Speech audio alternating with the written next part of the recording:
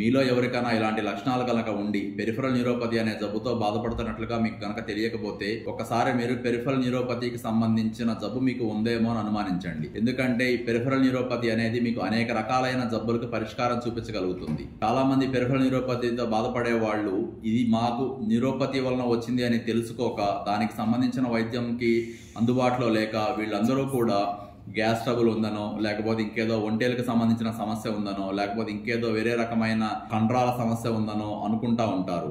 వీళ్ళ శరీరం లోపల సోడియం అని, పొటాషియం అని, కాల్షియం అని, క్లోరైడ్ అని, మెగ్నీషియం అని, ఫాస్ఫరస్ అని ఇలాంటి చాలా రకాలైన లవణాల్లో, రసాయనాల్లో మార్పులు ఉంటా ఉంటాయి. ఇంకొంతమంది లోపల థైరాయిడ్ అని, వేరే రకాలైన కొన్ని హార్మోన్స్ ఉంటాయి, కెటకాలమన్స్ అని, అలాంటి వాటిలో కొన్ని తేడాలు ఉంటా ఉంటాయి. ఇంకొంతమంది లోపల వేరే రకాలైన కొన్ని మందులు వేసుకుంటా ఉంటారు.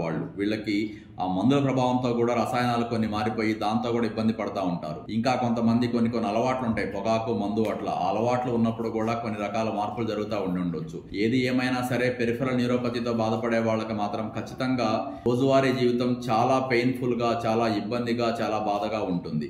ఇదేమీ ప్రాణం తీసే జబ్బు కాదు, కానీ ప్రతి నిమిషము కూడా మనిషిని చికాకు పెడతానో, ప్రతి గంట కూడా ఎలా గడవాలరా భగవంతుడు అనిపించేలాగానే ఉంటుంది. సో మీలో ఎవరన్నా పెరిఫరల్ న్యూరోపతితో బాధపడుతుంటే ఖచ్చితంగా ఈ అవకాశాన్ని ఉపయోగించుకోగలరు. Doctor Lenin Reddy, gold hospital, Guntur. Thank you.